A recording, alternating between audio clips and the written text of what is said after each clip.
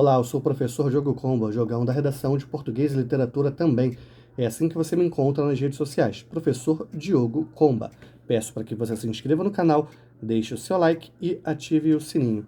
Hoje nós vamos continuar aqui falando sobre resultados, sobre as notas da redação do Enem e focando dessa vez na competência 1, que é a norma padrão, e também na competência 4, que é a coesão. Lembrando, né?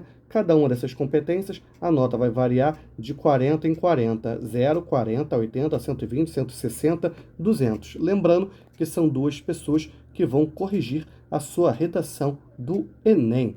Quando a gente fala de norma padrão, o que a gente está levando em consideração? Primeira coisa, emprego de letras, trocar maiúscula por minúscula ou vice-versa.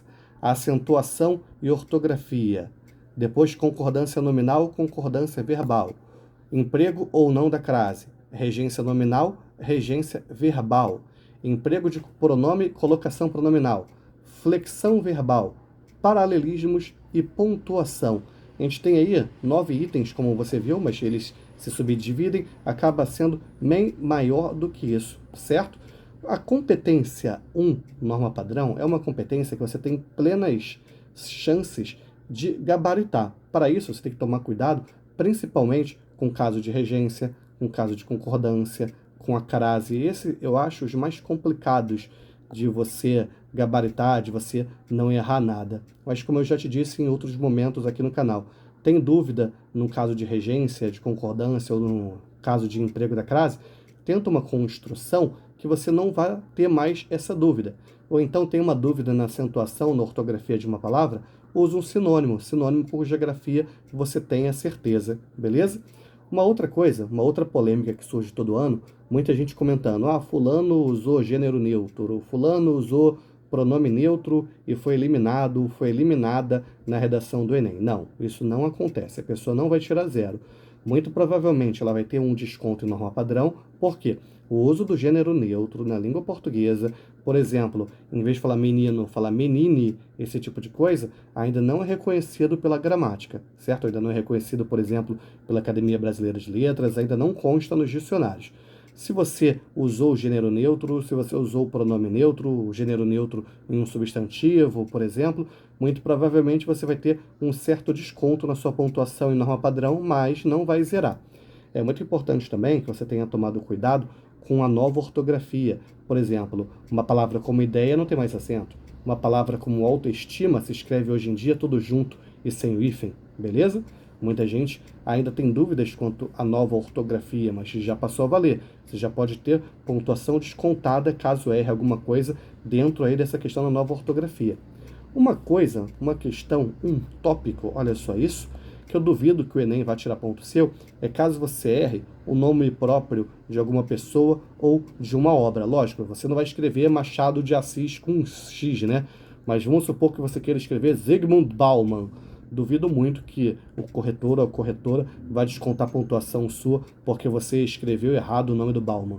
Mas se você escreveu o nome da obra dele, Amores Líquidos, esquecendo o acento agudo lá em líquidos, provavelmente você vai perder pontuação, né? São em obras com nomes mais complicados que você não perderia essa pontuação, beleza? Enfim, falamos aqui, demos alguns esclarecimentos curtos, objetivos, falando sobre a questão da norma padrão na redação do Enem do ano passado.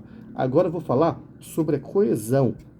Enquanto que a norma padrão é a competência 1, a coesão é a competência 4. E o que a coesão vai levar em conta, vai levar em consideração? O uso de elos coesivos. Por exemplo, primeiro parágrafo argumentativo. É interessante você colocar o primeiramente lá no início dele. É importante você colocar sempre no início de cada parágrafo um elo coesivo. É importante você utilizar elos coesivos entre os períodos também. E toma muito cuidado com o elo coesivo que você vai utilizar. Evita a repetição de elo coesivo, beleza? Procura sempre dividir seus parágrafos em períodos, geralmente 3, 4 períodos em cada parágrafo, para a leitura ficar mais organizada, para a leitura ficar mais fluida, beleza? Evitar repetições de palavras também, é a seleção vocabular, você precisa ter muita atenção à seleção vocabular. E lembrando que a coesão junto com a coerência, vai estabelecer relações entre as partes do texto e a tessitura textual, como se o seu texto fosse o quê? Fosse um tecido, ok?